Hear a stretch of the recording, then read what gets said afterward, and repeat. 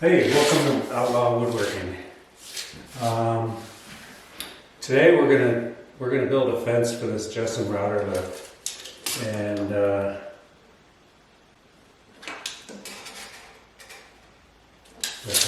thing turned out perfect. Yeah, so we want a full fence.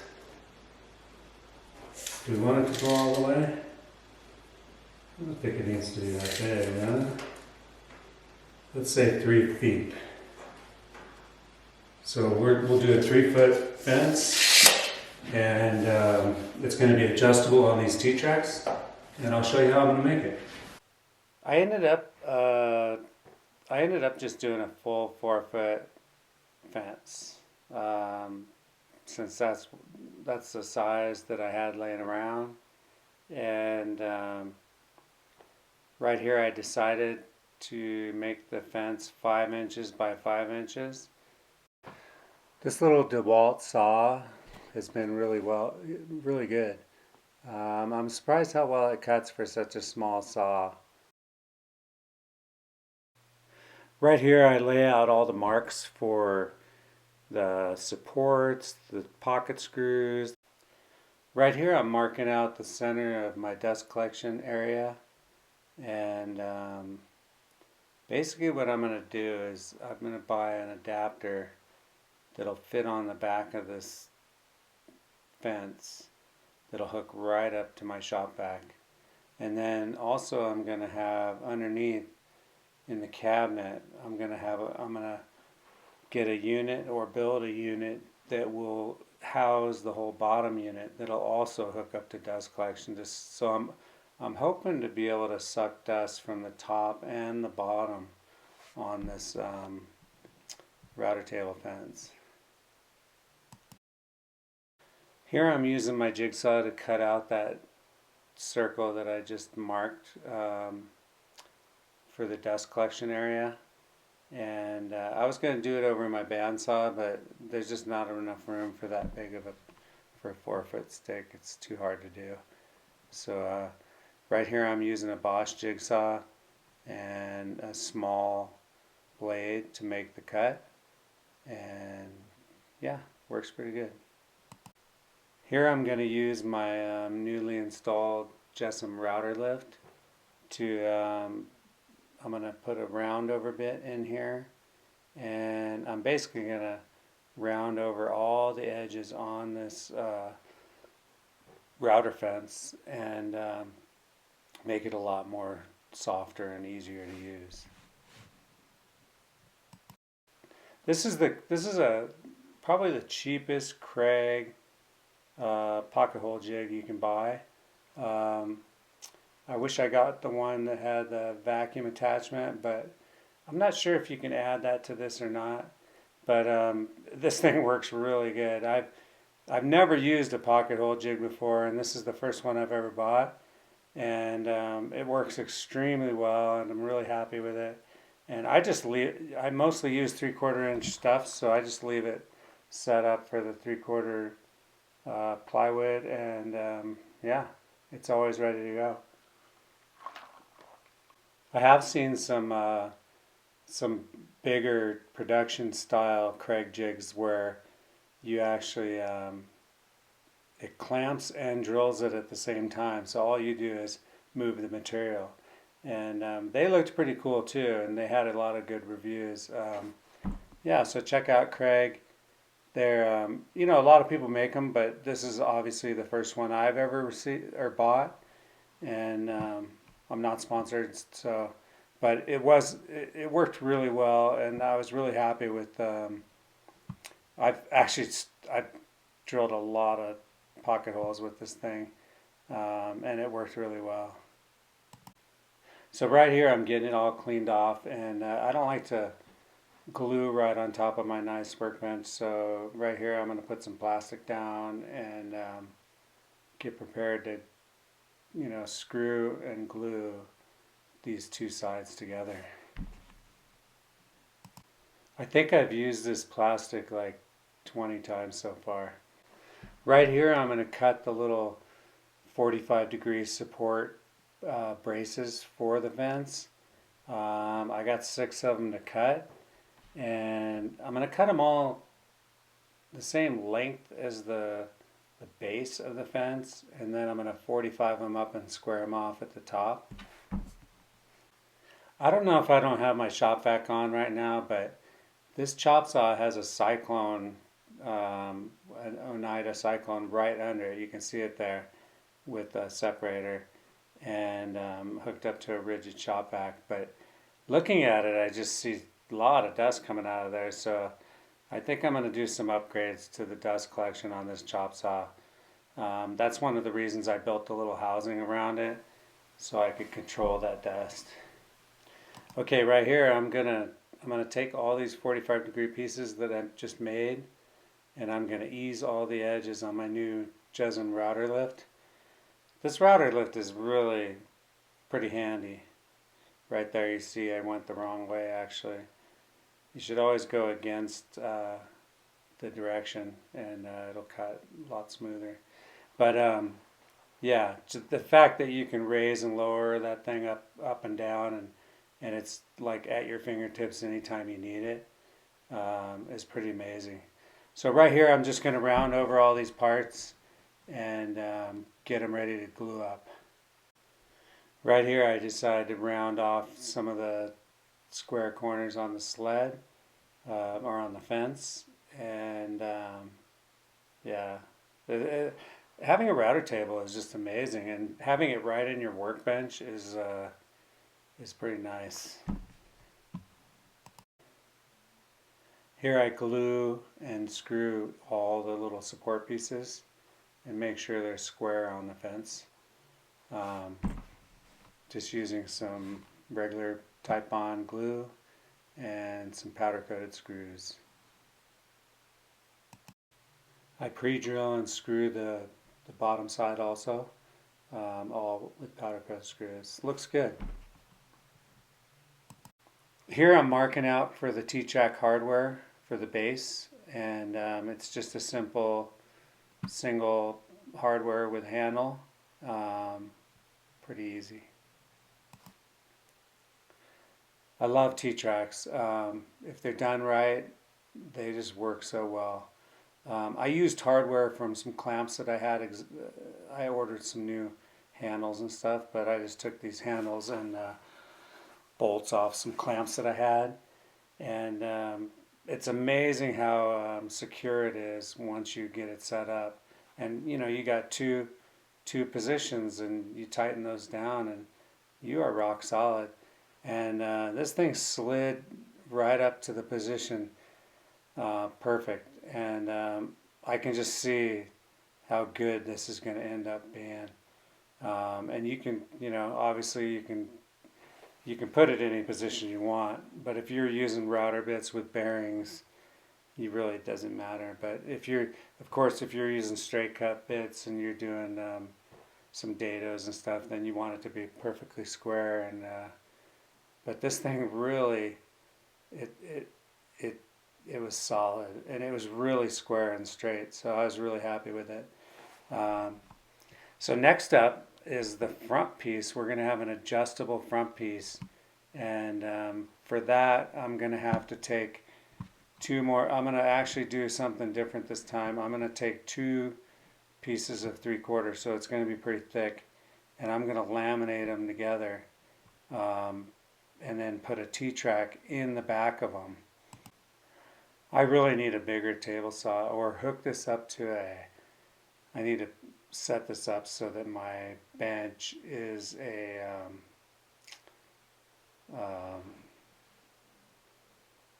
because it's pretty dangerous, because watch what happens right here. See how I have to grab it because it's falling off the edge. I really need a material outfeed table for this saw. I wasn't really planning on buying this saw, but it ended up I bought it temporarily, and I ended up just using it quite a bit. But I really need to either get a saw stop table or really rig this up so it's got some support behind it. Okay, so I'm going to take these two pieces. I'm going to mark a line down the center where I approximately where I'm going to router in the T-track, and I'm going to avoid shooting nails into that area. That way, I'm not hitting any nails with my router bit. And yeah, I'm going to glue this thing together. And I actually used I used some small 1 inch staples when I nailed this together. And here I'm using actually that little brush that I'm using I just got, and I must say it worked pretty good. It's one of those brushes that where the glue dries and it just peels right off the brush. I don't know what it's made out of, some kind of rubbery plastic, but it really worked good for spreading the glue, and I was pretty happy with using it.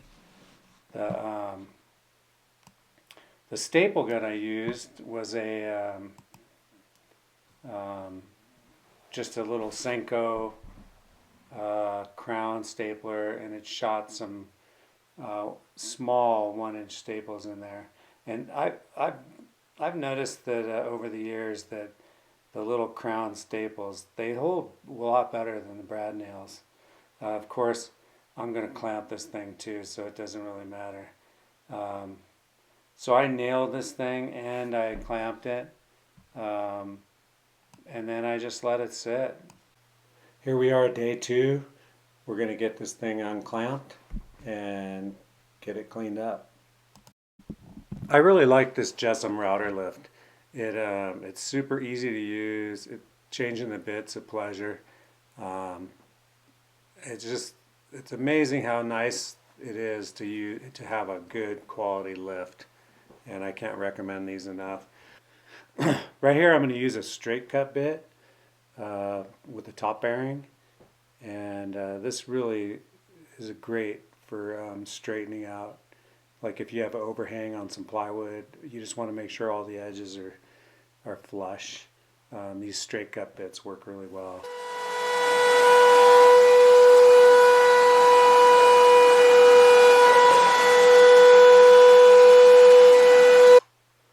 Now it's time to really test out my new fence. I'm going to get this thing set up to run a dado, the full length of it, for my T-track that's going to go inside of that thing.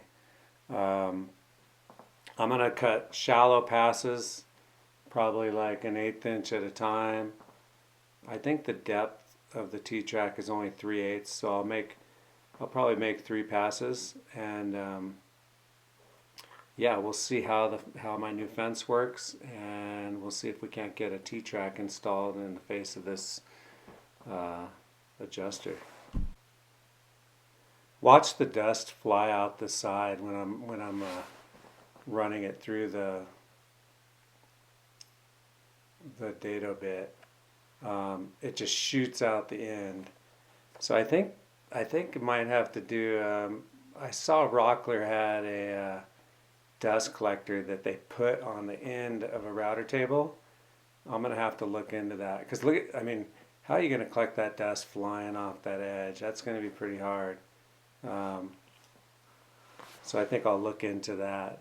Yeah, so at this point, I've got a couple 2-foot pieces of T-track. I don't think they're even the same. I think one might be from Rockler and one from someone else. So I'm just using what I have left over, and they fit perfectly, and they were really flush. And so right here, I'm gonna get these things screwed off, and then basically I'm gonna cut this template in half, and because it's basically gonna be an adjustable front fence that will close in on the router bit. So no matter what size router bit you have, you could adjust this fence to the width of the router bit, and it's a lot safer that way. Right here, I'm going to mark the center of the T-track for the bolts that'll go through here. I'll basically have 2 adjustable T-track bolts on each side, that I can just loosen up and be able to slide the face of this fence back and forth. Here you can see, sorry about the lighting, I forgot to turn it on, but here you can see how the fence is going to slide back and forth in the T-track, and it worked really well. Now what we want to do is we want to make some stop blocks for the face of this, and I want to have some adjustable stop blocks in the face of this slide, in the face of this front fence. So I'm going to install another T-track on the front for the stop blocks, and I'll show you how I'm going to do that. The first thing I need to do is change this router bit, and what I'm going to do is take off this roundover bit and change it to a 3/4 inch straight cutting bit.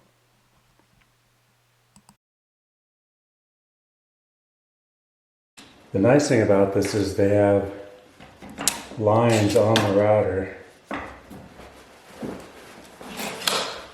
The glasses on.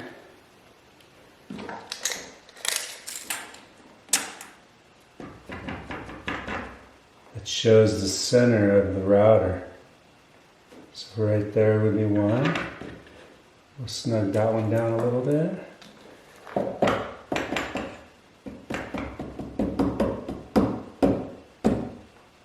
Right there would be one. And then what I did here is I put a stop block on each side and set the fence at 2 1/4 inches to center, and that allowed me to basically plunge the back of the fence without having it go through each side. That way I could just have the T-track in the center. So I just plunge it down, run it to the stop, and yeah, perfect little cut. Having a router table is probably one of the best things you could do. It's probably used more than any other tool in a shop. Yeah, so what I do is I take some shallow passes until I get to the thickness that I need, which is 3/8 of an inch, I believe, for a T-track.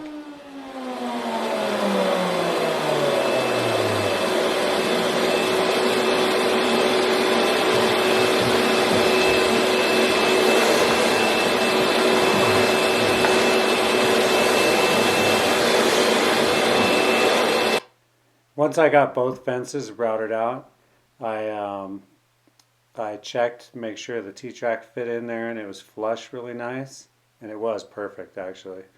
And then I proceeded to clean up the corner.